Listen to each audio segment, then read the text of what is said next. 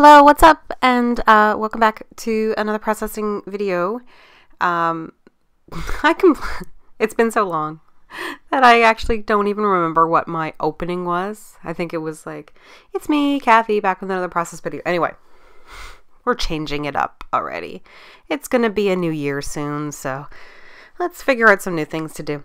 And so I'm back with another process video, which I bet some people thought was not going to happen after the last one, just because before that it had been almost 2 months. But I am back because I did have some stuff previously made, and I finally got a chance to get around to making the videos for it. And this one was, I'm still not quite in that, like a lot of the videos that I did make weren't necessarily fall related or coming up Christmas related, like holiday related. So I'm kind of going to spew some of those out before we get into the nitty gritty of everyone making holiday projects and holiday videos. I think I'm going to save that till end of November or very beginning of December, and definitely going to be planning hopefully another series again like I did last year. But let's jump into this particular project, and I'm starting out with this paper that I have had in my stash for a really long time. I had 2 pieces of it. I think I already used one for a different project from years and years ago, back when I first started scrapbooking, and my scrapbooks were really, my pages were not that great, quite honestly. I'm not the biggest fan of them, but I think I was okay with the one that I did with this one. It's got all this writing on it and just very cartoony. Looks like the doodles that you would have in like your school book, you know, when you're supposed to be doing math, but you're drawing stuff instead. That kind of thing. And my biggest challenge was just figuring out what paper to back it with, because I knew I wanted to put a border around it. And that's because the paper itself is not quite 12 by 12. I honestly could not tell you the company it came from. Like Making Memories or something like that. I bought it at Michael's a long time ago when I first started scrapping, which was back in 2009, and I bought it because it was a boy theme one. Even though I didn't like any of the papers for the most part, I liked that one. That was kind of about it. This was back when I would buy all these products only because I liked like 1 or 2 pieces in it, or maybe I thought I could do something with them, and I'm very more particular about my purchasing now than to just go crazy. But I didn't have as much access to products, so I pretty much would purchase what I could. And I'm just kind of doodling a outline and crimpling up the edges, because of course this is kind of like, you know, a rough and tumble fun kid layout, and I just want it to look a little disheveled, that type of look. And I think the background's from a Echo Park paper that's called Capture Life. It was a really cool little collection all about kind of just documenting like your like a road trip or something like that. Like, it was a very like document day-to-day kind of thing. Really funky, different kind of papers. And yes, I know that there's like pinks and stuff in the background, but I don't really care. That's not important to me. I just really wanted to use something that had really bright colors because of the colors in the photo. And I had a star stencil that was, I believe, Echo Park as well. It's a 6x6 stencil, and I think I bought it from Paper Issues, and that was just Distress ink. It's not Distress Oxide, but it's in the lemonade color, and I love that kind of color of yellow, so I went with that. And just made these kind of messy stars. Because you're sponging ink over a stencil, it's not going to get a beautiful crisp line. It's going to be very smudgy, but that was kind of the look I was going for. And then I just outlined some of them with black pen, just to kind of bring in that more doodle inspired accents, just like the background paper itself. So this picture was taken at my parents' home years ago when my son, my first son, who is now 9, was much younger, so maybe a year or 2 or a year and a half, something like that. And his shirt has like a monster on it that says Rawr. So I just kind of thought everything I was doing was a really good combo for that. And I'm using a lot of Pretty Little Studio products, many that were designed by Ashley Horton. I really love Pretty Little Studio products because the paper's really thick.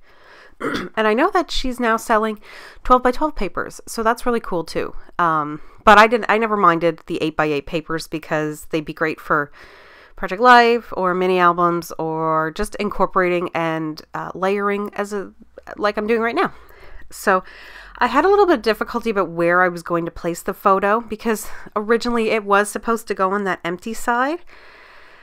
But I'm realizing if it goes on the empty side, then I'm going to end up embellishing all over the drawn side. So it's like, what do I do? It's, 12 in one hand, dozen in the other kind of thing. Like either way, I'm going to cover up the drawings. And that's kind of something that I find a bit of a challenge when you've got a really interesting, maybe almost scenic background paper, is you're like, how much of this do I cover up? Or how much, like, do I just leave it really, really empty and like small photos? This was a big photo. It was printed larger than 4 by 6 because I was printing a whole bunch of photos on 8.5 by 11. So I kind of just sucked it up and went, you know what? I'm going to end up covering so much of this. Let's just make it a really cool background and leave some of it blank, which I'm totally not going to leave any of it blank, of course. So I keep a lot of my Pretty Little Studio products together. And this isn't a design team thing for Pretty Little Studio or anything. I just thought that the colors, especially from that product line, matched so well with what I was doing that I just had to use it. And this is actually from my product line. My Sweet Treats Valentine's Day line. I made this dinosaur and he's got almost the exact same coloring as the shirt. So I just thought it was perfect to use him. And I brought out the little robot too because he's kind of generic and he's just holding a heart.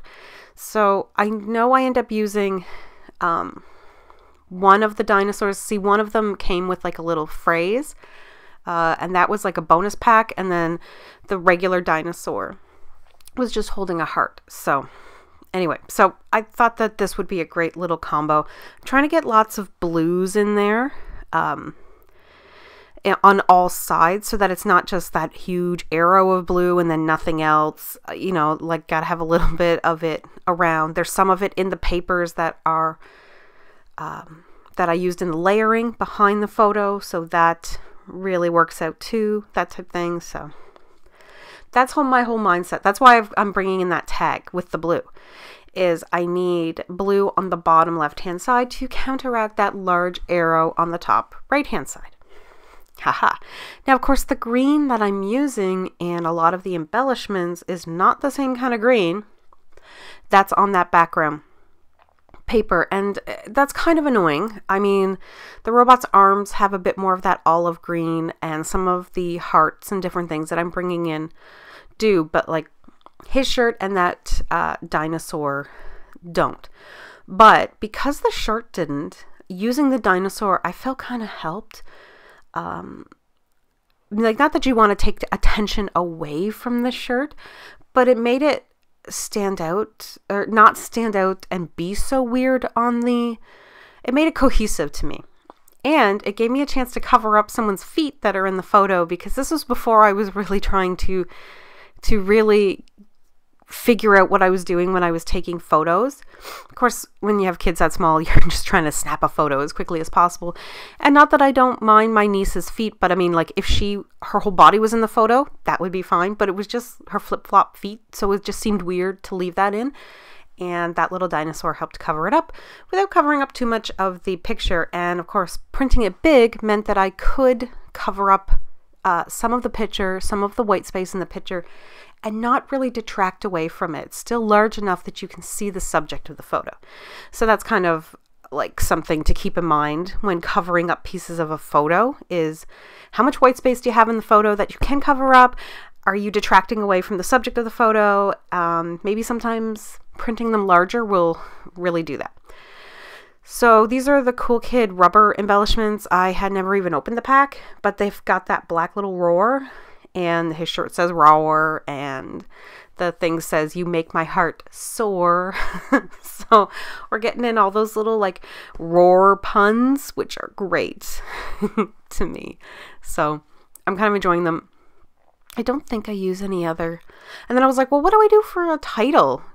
Darn it. Like, do I even write a title? And sometimes I don't write a title because sometimes something on it, like even that little Rawr, that might have been enough. But I really wanted to write I think I write little boy. I thought I wrote little guy, but it's little boy, big Rawr. And just because he's got such a personality, and it has only expanded as he has grown. And, you know, like, you'll see him roar kind of thing. Yeah, it's just a great little phrase. I know I'm trying to build up all the kids, you know, all their confidence and that kind of stuff, and make them feel like they have a voice. So I'm using a green, Pink Fresh Studio, puffy kind of sticker. And that green works so well. The blue works so well. I think that might have been a Hip Kit Club exclusive at some point, but they all work so well together. And I think besides putting on some ink, that is going to be about it for this layout. Yeah, as I said, I'm going to be having some holiday stuff coming up. Still debating if I'm going to do a December daily. I really want to tackle it. Tell me if you guys want to see like a weekly December daily thing. And I will start to try to organize my stuff for something like that, as well as hopefully a video series like 12 Days of Christmas kind of thing again this year, and getting it in time and and done so I don't have to worry about it, because I do love scrapbooking Christmas stuff very much. So I'm going to add some more yellow splatters with Heidi Swap. Don't remember the color. It's not the mustard one. It's the other one. Very yellow. And I actually got a Mr. Huey's that was at the paper issue shop that was Passport. And I think I'm going to add a couple of drops of that just to kind of bring in a little something extra. That's about it. So I'll see you guys in the next video. Bye.